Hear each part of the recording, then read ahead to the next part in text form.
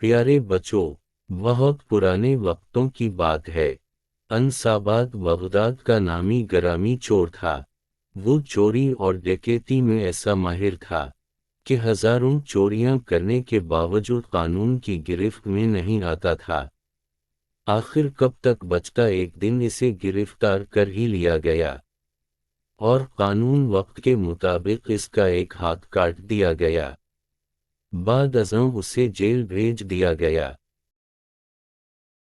Baghdad کے لوگ اس کا ذکر ہاتھ کٹا شیطان کے نام سے کرتے تھے۔ وہ قید بامشقت کاٹ رہا تھا۔ 10 سال قید کاٹنے کے بعد ایک دن وہ جیل سے فرار ہو گیا۔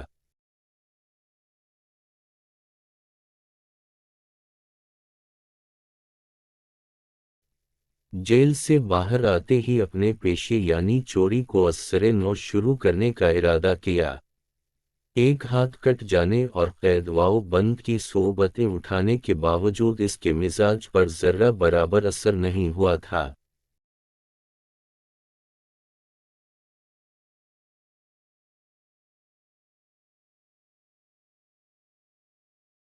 ایک رات وہ اپنی مہم پر نکلا۔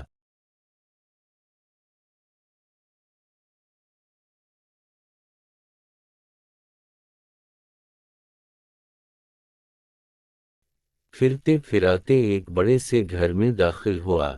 گھر کے احاطہ کے چاروں طرف کمرے تھے۔ وہ ایک بڑے کمرے میں گیا جہاں کھجور کے پتوں کی چٹائی بچھی ہوئی تھی۔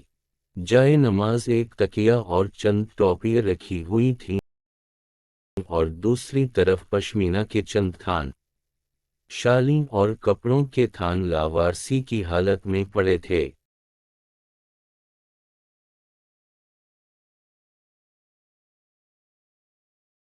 بغداد کے چور نے چادر بچھا کر اس کے اوپر تھان رکھے اور ایک گٹری بنائی اور اس کو باندھنے کی کوشش کرنے لگا، لیکن ایک ہاتھ نہ ہونے کی وجہ سے اس سے گرہ نہیں لگ رہی تھی۔ وہ ہامتا ہوا بیٹھ گیا۔ اسی وقت ایک ضعیف شخص کمرے میں داخل ہوا۔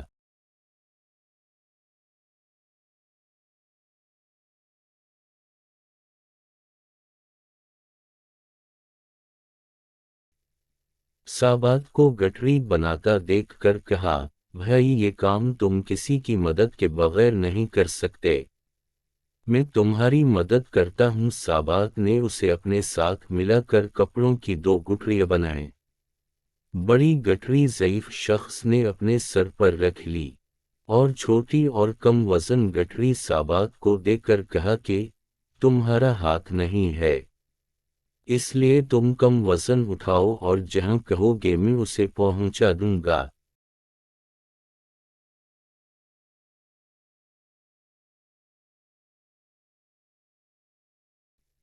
سابات اپنے ٹھکانے کی طرف چل پڑا۔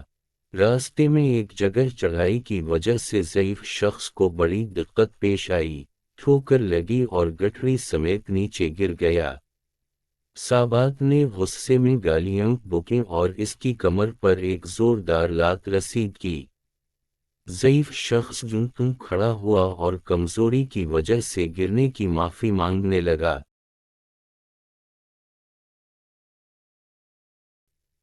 ابن سابات نے طاقت کے ضم میں دوبارہ بڑی گٹری عمر رسیدہ شخص کے سر پر رکھ کر سفر شروع کیا۔ چلتے چلتے وہ ایک کھنڈر میں جا پہنچے جو بغداد کے چور کی پناہ گاہ تھی۔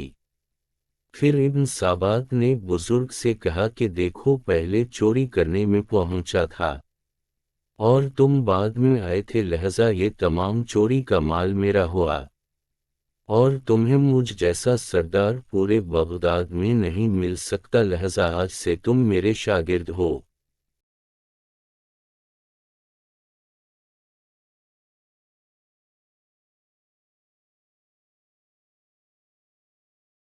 بزرگ شخص نے ادب و احترام سے عرض کیا، بھائی یہ تمام مال تمہیں مبارک ہو، افسوس میں تمہاری کوئی خدمت نہیں کر سکا، بلکہ اپنی کمزوری کی وجہ سے تمہارے لیے پریشانی کا باعث بنا، جس کے لیے معافی مانگتا ہوں اور رخصتی کی اجازت چاہتا ہوں۔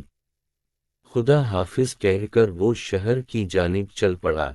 دوسری طرف ابن سابات کے دل و دماغ اور ضمیر کو اپنے ساتھی کے حسن سلوک نے جھنجھوڑ کر رکھ دیا تھا، اور ضمیر کی خلش نے اسے بے چین کر دیا تھا۔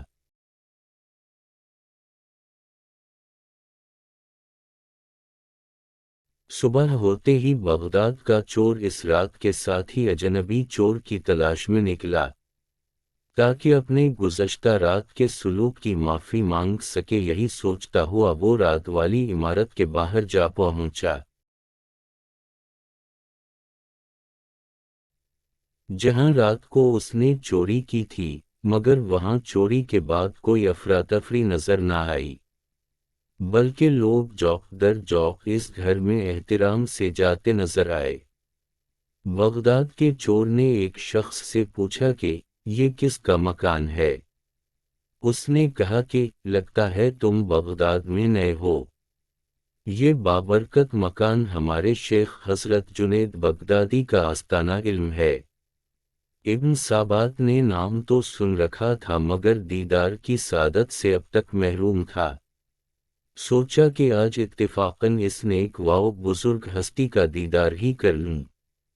اندر جا کر کمرے میں جھانکا تو دیکھا وہی رات والا عمر رسیدہ ساتھی مسئلے پر بیٹھا درس دے رہا ہے، اور بعد اب لوگوں سے کمرہ بھرا پڑا ہے۔ اتنے میں اذان ہوئی، سب نماز کے لیے مسجد جانے لگے۔ بغداد کا مشہور اور ظالم چور ابن سابات بے ساختہ روتے ہوئے آپ کے قدموں میں گر پڑا اور گزشتہ رات کی بد اخلاقیوں پر معافی کا طلبگار ہوا۔ شیخ جنید بغدادی نے اسے زمین سے اٹھا کر اپنے گلے سے لگا لیا، اور مسکراتے ہوئے فرمایا، در توبہ ابھی بھی کھلا ہے۔